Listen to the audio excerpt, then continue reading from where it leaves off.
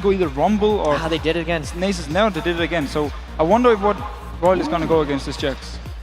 And this time, SKT actually banned Zed on the blue side, which tells me they didn't care about that, but they get the Jax again, and he has been dominant. Impact has not been outdone in that lane. And I have to question the Vi ban as well from RYL. Why are they so scared of Vi? I'm not totally sure, but Benji has shown he can play so many different champions. He played Jam in the first game, he played Lee in the second game, he did so well.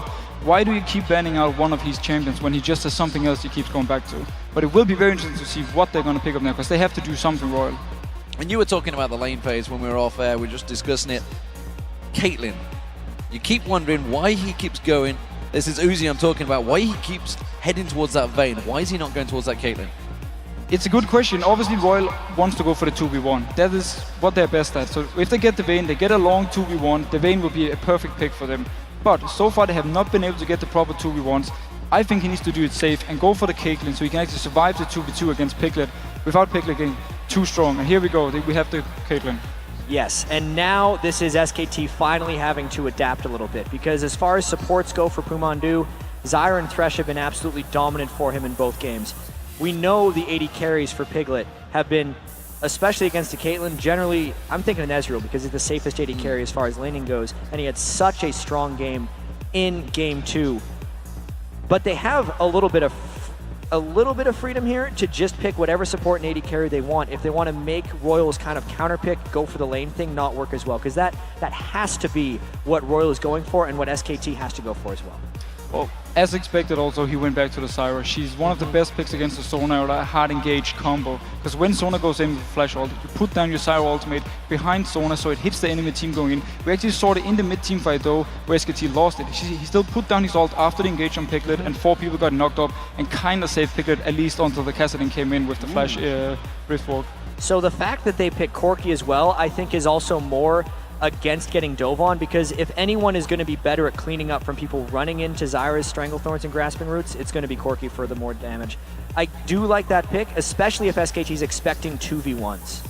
Oh yeah, but even in 2v2, they will now have a strong combo to fight against the Caitlyn. If they're gone for like a Zyra Vayne, for instance, they would actually have given the lane to RYL. So now they're making sure they have the strong lane, and they're making sure that if they get 2v2, they will do everything they can to outplay them. So let's talk about those mid lanes, because that has been one of the pivotal points. Yeah. Whites and Uzi, Faker and Whites actually have been pretty close in those lane phases. We saw it last game, despite the fact he got Zed.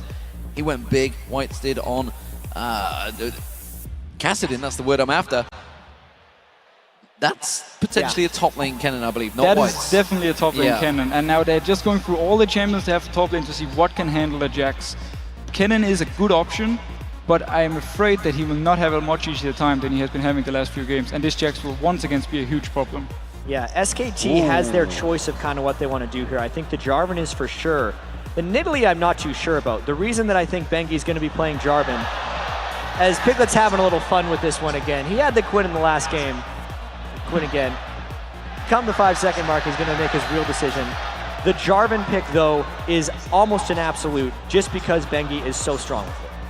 The Gragas pick now here is really good because it's the safest pick to have. Yeah. If they went for Ahri, RYL could have gone Vladimir, which they really consider a counter for Ahri. That's got to be Fizz coming in from RYL after this. It pretty much has to be Fizz, and they have to snowball the early game and then win and get back in this series.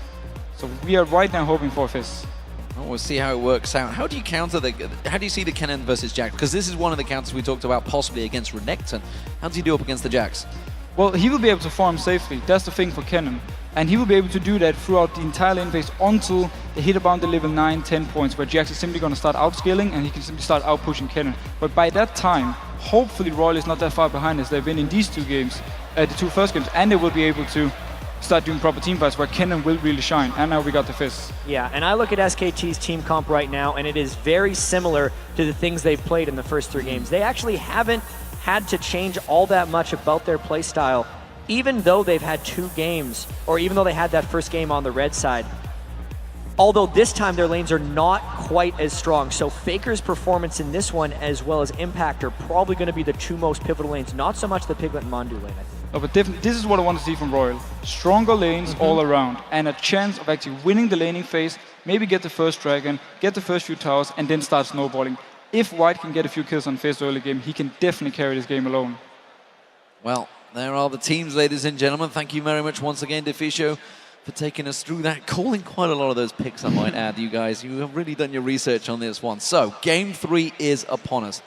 If RYL can pull out a win here, we'll see them back in towards Game 4. But if tragedy were to strike in that dangerous, dangerous level 1 zone, which they have been going towards, SKT could be taking away the cup. And well, I think everybody wants to see a Game 4 here, Riv. A big focus has to be them winning the lanes. Like Jet said, if you lose every lane, you're going to lose the game. And it's been somewhat different picks coming in for SKT. They've shown a few different things, but if they can keep going with the same sure thing that's winning it, it's harder every game for RYL to ban it out. And the thing I find most interesting is that Faker went back for Gragas. Yes, it was a safe pick, but it is not a counter pick this time. Faker is saying that he's settled in at this point and he can handle anything that people throw at him. One of the legends of Faker before the World Championships is that he could win matchups that he wasn't supposed to be able to win.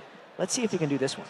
Let's see how it works out, because White is on his fabled champion. It's the champion that's always been banned against him in the Chinese scene, but this time around he has got on that Fizz. We've seen some fantastic Fizzes throughout the Season 3 World Championships, thinking back to Peke's 17-1-3 that he had on it, but then again it didn't work out too well against RYL. Will we see any level 1 play from these two? Because so far, up against the Zyra, I wouldn't want to run into the jungle of SKT. Zyra is so dangerous, but RYL could put out some significant damage if they were to group up as 5, but this is so different from RYL. They're just setting up a completely defensive line, and this is no way in the way that RYL played in the semifinals. They are definitely off their level 1 start game, but I do think it's because the fear of the Zyra. See what they got. They're 100 gold up right now. That's pretty efficient for them. Starting with those masteries for top A, getting a little bit extra money. That's what that will be. We do know, as we saw Impact hitting that ward towards the top lane, so everybody is privy to that location.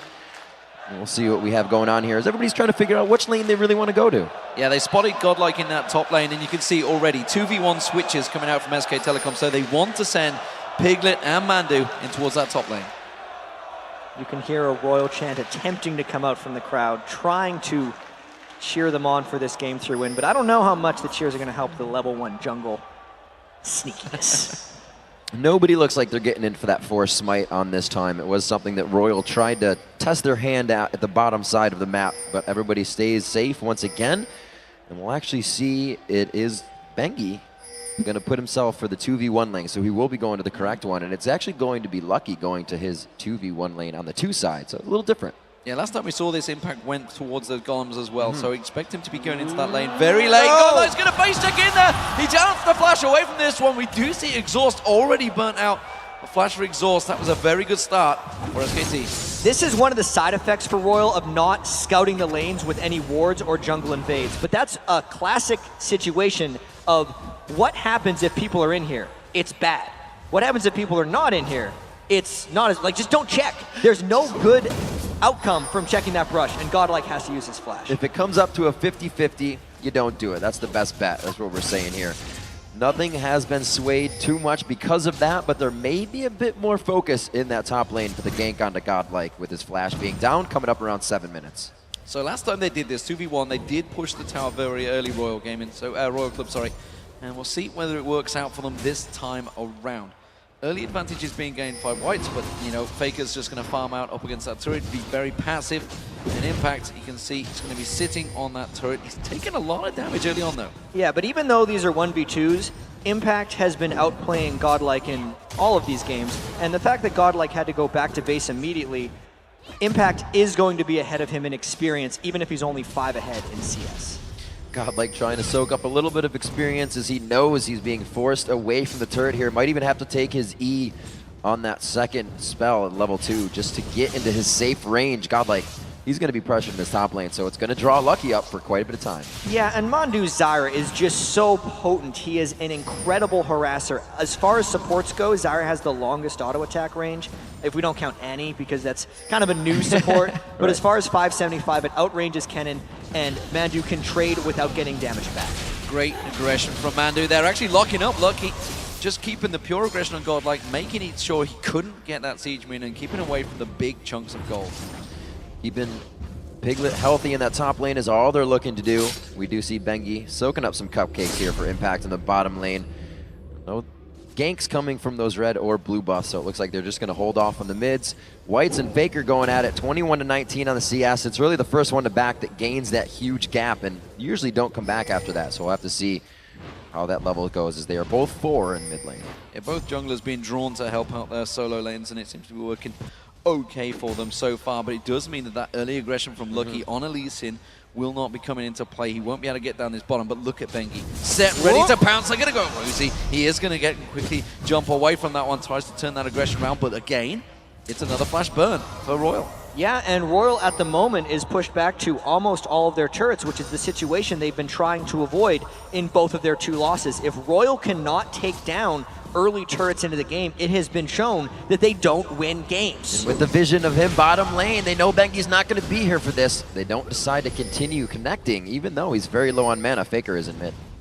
So Godlike in trouble here on this top lane turret. He's going to have to lightning surge away from this one. He's just simply being bullied away from his turret. Both level 4 top laners up against the level 3 solo. And this is a slightly odd choice here by RYL as a team, because Lucky chose to go jungle as opposed to continue to 2v2 lane, because they were in a form of just trading as far as 2v2 lanes goes with even gold.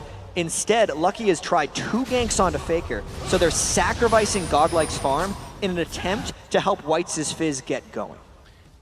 White's there with no mana. They're really trying to stretch out the last of what they can get. Maybe Lucky's just about to go back. Yes, they're trying to get something off a last gank before he needs to buy. It was a little weird with Whites having no mana, but the pressure is still on. They have to keep Bengi towards the mid lane. With Flash down still for Godlike and Flash now down in the bottom lane, they have to give him something else to think about. He cannot get to those lanes. Godlike tries to go aggressive on Piglet. In a moment, Mandu shows himself. They switch around, but look at this top lane push from RYL. Godlike thought about drawing them in, maybe could bait them in there. We do have the lane swaps coming out early, so this is RYL switching it up. Yeah, and no matter what happens in these games, it seems like Impact is always the one left free farming on Jax. And when RYL played against OMG's Jax, they were able to capitalize when Jax was off pushing lanes. But since the rest of RYL's lanes are losing, they're not able to do that. So while Impact is free farming, RYL isn't gaining anything from it, and they're only increasing the monster that is Impact's Jax in the first 2 games and maybe even this 3rd one. And being a Kennen player myself, this is rough. They're putting him in a 5 to level 3 lane here. Impact 6. Did now 6. The ultimate's up. A giant minion wave and Bengi on the backside. There's not a great deal Godlike can do about this one. He's just going to drop and die on the turret. It's first blood for Bengi.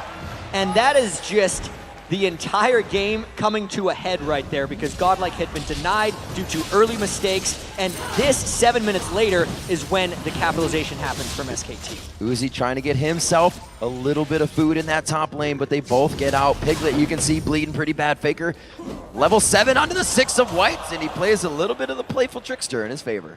Just slippy sliding from that one, but look at this. Bengi coming in for that blue buff, and I don't think anyone's going to be able to counter this one. Godlike's not going to get involved in this one. He's a level behind. That's a blue steal, clean done by SK Telecom. And SKT is starting to take hold of this game already. They're already up 2-0 in the World Final right now. This could be their road to a 3-0 if they can hold these lanes, if Bengi can continue to gank, and if Godlike stays behind Impact. SKT is in a fantastic position for this one, but it is far too early to call.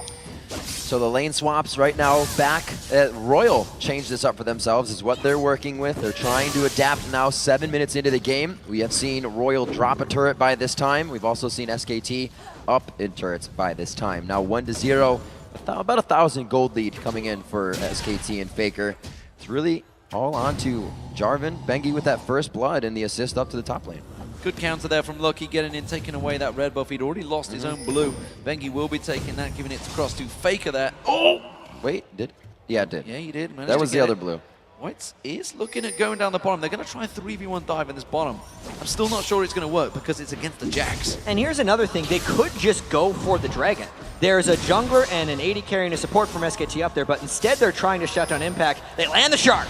Impact had to know. He started walking back already. Godlike goes in. He's not even 6 yet. He can't throw down the slicing Maelstrom. They're still going. It takes 3. Impact gets away. The ult just wears off. Woo. It looks like he's going to go down. Whites will get the kill. But look at Lucky and Godlike. They did not fare well in this fight. Uses the Ignite, cleans that one up, but look at the top lane, they are coming up the pressure there, but RYL actually responding to this one, realizing the danger and already backing away. Let's see what the trade is right here. If RYL can stay alive, I actually think that was a good move overall. They might just end up trading turrets because even though RYL has Godlike and Lucky incredibly low, there is absolutely nothing that can threaten them, so they should be able to trade back a turret.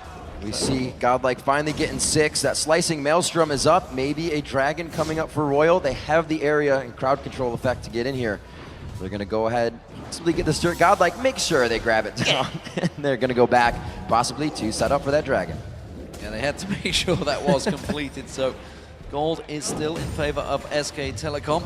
So 1-1 in turrets. This is the first time they've been even at this stage for the first 3 games, and it does mean the Whites and Faker are going to back away from this one. That was a kill for Whites on his Fizz. And most importantly for RYL, that was a kill that turned into an objective, which is something they haven't been able to do yet in this series against SKT.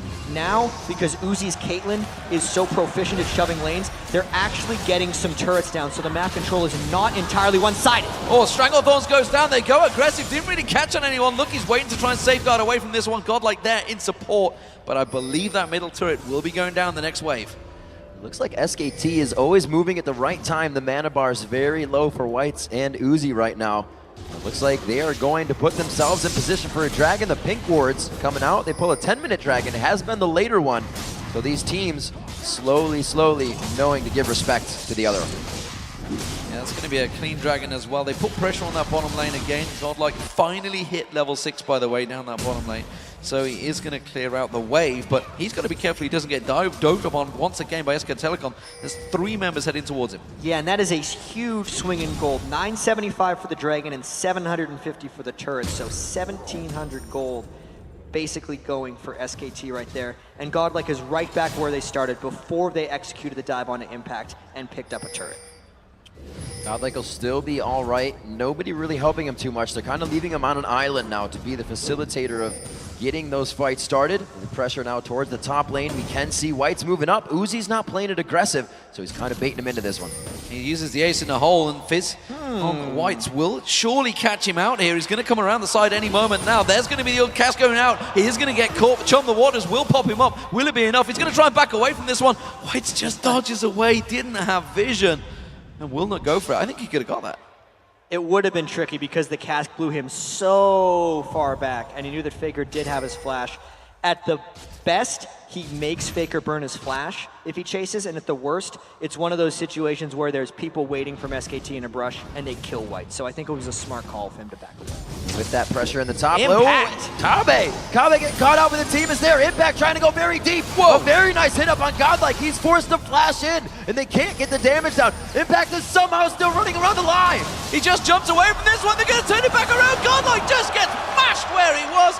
Mandu is the one that picks up the kill, and Faker, well, he's thinking he can get some as well. It's the dunk squad right there for SKT. Impact and Bengi doing work in the jungle, completely catching Tabe and Godlike out of position, getting kills, and getting away with it. This could be an SKT roll through another turret. Here they go, bottom tier, second one in. They're going to be looking for the inhibitors after this in just about every lane. The middle one doesn't seem like it's going to be standing too much longer. SKT is going around the horn. Looks like they'll go back to buy. On to the next one. The Athene's already finished with the Triforce coming in, sub 13 minutes. I think that might be one of the fastest ones we've seen throughout from group stage to now in the tournament. Third game running, they've had no response to Impact's Jax, and you just got to wonder with those picks and bans, when will they learn to counter it or just simply ban it out, because they haven't been able to deal with it. SK Telecom had the exact same problem against Najin Sword in the semi-finals. They finally banned it out or picked it away from them. And it's so interesting too, because we ask when they're going to be able to change. They won't have a chance to change if they lose this third game. Tabe is very clearly stated he is retiring after this World Championships, win or lose. So this could very well be his last game, and they need to find a way to deal with Jax. Already down 3,600 gold. 13 minutes into the game. They were down 5,000 gold last game and nearly mounted a comeback, but that is a tall task against a team as good as SKT. SKT, a team, you might hear some of them say, you know, we have a leader. Yeah, it's in Pumandu, but a lot of them also say that the leader is all of us. All of us hold those conditions to be a leader, and we can do it. So they communicate during the fights. It's not just one person. You can hear it. And I think the coolest thing they said is we're friends, but we may not show it on stage. We'll show it in our gameplay. 14 minutes gone. Items all heading SK Telecom's way. You can see the Trinity Force on Piglet. Trinity Force will be on impact the next moment. He backs away, but instead he's going to get eyes on towards Uzi. Is this going to turn around? Bengi comes in there. Bengi in trouble. You can see the jump. The water's going to pop along with Static Shift. Will it be enough to get on towards him? They will pick up the kill, but will it be the detriment? no. Because look at the top lane. Oh, the tower not quite. Flash from Flash. Pumandu getting a little antsy on this one. Tries to get in with Zyra. He may put himself in the water here. No, Whites gets popped up by Stranglethorn. Coming around the side. SKT's behind Godlike, him, though. can he finish it? The Shuriken missing. Where's Whites? Oh, Impact comes in to save the day, and not even Whites can believe it. Whites took both hands my and God. put them into his face after that play. Because that could very well be the last mistake they get to make that clinches this series for SKT. They overdived right there. You could clearly see that they were tunneling for that kill because Faker was on his way down when RYL tried that dive. The fact that they died for it and didn't even pick up the kill could very well put them on tilt here. We've seen this so many times from Royal Gaming Club. Sometimes it works out, sometimes it doesn't. They just keep on going aggressive. Keep on pushing towards them. SK Telecom have had an answer every time they've done it. They've got to learn to be a little bit more reserved. Uzi again trying to bait one in. You can see down to half health after 2 abilities coming out of Faker. He has the blue buff, and they don't even want to pressure the 2v1 here. The Lich Bane finished out for Whites. The spike in power would have absolutely helped on the last fight. They are still pressuring. They are still in this game. 5,000 gold behind at 5-2 in kills. Coming up on 16 minutes here. And with that 16-minute marker, we're just now seeing that Bloodthirster just probably being picked up. That is extremely late for Uzi. He needed that at 13 minutes, and White goes in while Caitlyn's not there. Playful Trickster up and down. The crescendo does stop the reinitiation. It's Piglet. Nobody's touching Piglet. They're all running away. Faker makes the fight continue, puts Godlike in the fray, and they're gonna take down the turret. Oh my gosh. Piglet is an assassin. We saw his Mystic shots in the previous game and his rockets in this one, but you have to say, RYL is making some questionable decisions. White, he had the failed turret dive, and then that initiation baited Tabe and Godlike into dying, and this could be an extremely early inhibitor for SKT. Chat, I feel we're back in Shanghai right now. Korea versus China, the All-Stars. It went heavily in favor of Korea once again, and this time around SK Telecom proving to the world that they surely are the best team right now. A 16-minute inhibitor, RYL desperately trying to get away. Whites didn't play full Trickster over that wall, and they just cannot chase down onto SKT. Even if they could, they might lose that fight. Good guy Faker, body slam, saves the ace in the hole for damage, and it looks like they're gonna set this up. Godlike is right there. They have it. They got what they need. They take down Godlike again, and just like last game, he was on Rumble. They are focusing him every fight. Absolutely blown up. And let's take a look at that previous team fight. Whites is all alone. We talk about going in together. When RYL works, Tabe leads with that crescendo, not follow. Godlike could never get in for his cannon ultimate, and Uzi wasn't even there, so SKT could capitalize. Piglet, max range W to a max range missile, and he picks up yet another. Disastrous, disastrous stuff for RYL. They are now 8,000 gold behind in potentially their final game with this lineup. White, alongside Tabe, has also announced that he will be retiring. If Tabe goes, he will go with him, and that's a big, big move for RYL, who themselves have been fantastic this season, but SK Telecom, who can stop these in the world right now? KT Rolls to beat came, were pretty much the only team that's come close. Imagine Sword almost did it, but right now, it doesn't look like it's gonna happen. No way. Especially with that steal. And we know SK Telecom is a team who are slow starters. They lost a game to OMG in the group stage. They lost 2 games to Najin Black Sword in the semifinals. Were on the brink of elimination for 2 games in those semifinals, but once they get rolling, it seems like no one can stop them. If SKT wins that early game, which has been their weakness throughout the World Finals, there doesn't seem to be any coming back. Deja vu for Tabe, finds himself needing to ward in the jungle, but SKT is already waiting for it. The pink wards are coming out in abundance right now, and there really is no safe spot to ward. And this is just telltale signs. SK Telecom setting up kills, setting up ganks all across the map. Faker's going to come back around the side. Uzi's in trouble. Lucky's with him, but I don't think that's going to help out. Faker rolls the barrel in there and just bullies them out of this lane. He's quite confident because the rest of his team, they're taking Baron. Faker is just playing like an offensive lineman right now, keeping RYL away. If anyone came in, he would blow them back or block them away with his explosive cast. That's a Baron for SKT before 20 minutes. They're coming out very strong. RYL-esque, if you will. RYL was taking 20-minute Barons versus Fnatic.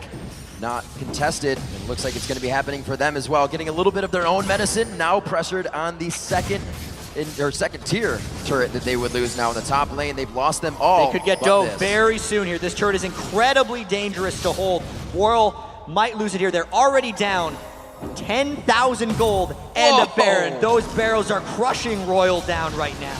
That surely needs to signal they disengage from RYL. They have to back away from it. Both of them looking almost getting caught out. They're going to have to safeguard to Uzi. And that's an easy turret for SK Telecom. It's 7-2 in turrets, 11,000 gold lead. SK Telecom, they are already etching their name on that cup. They can smell it right now. They're going to be going for this second inhibitor turret. There's already one down. RYL doesn't even have 5 people here. Throws down the slicing Maelstrom, forced to go in, but he was Stranglethorn back. Can they continuously get the fight? Piglet got Chum the Waters on him, and they're now absolutely running for the fountain. This does not look good for RYL. This doesn't engage. Crescendo catches all of them. It's a double for impact. They get on the fountain. SK Telecom are just rolling through. The Nexus turrets are potentially going to go down. This could be a 20-minute game for SK Telecom. They will be the Season 3 World Champions here at the Staples Center.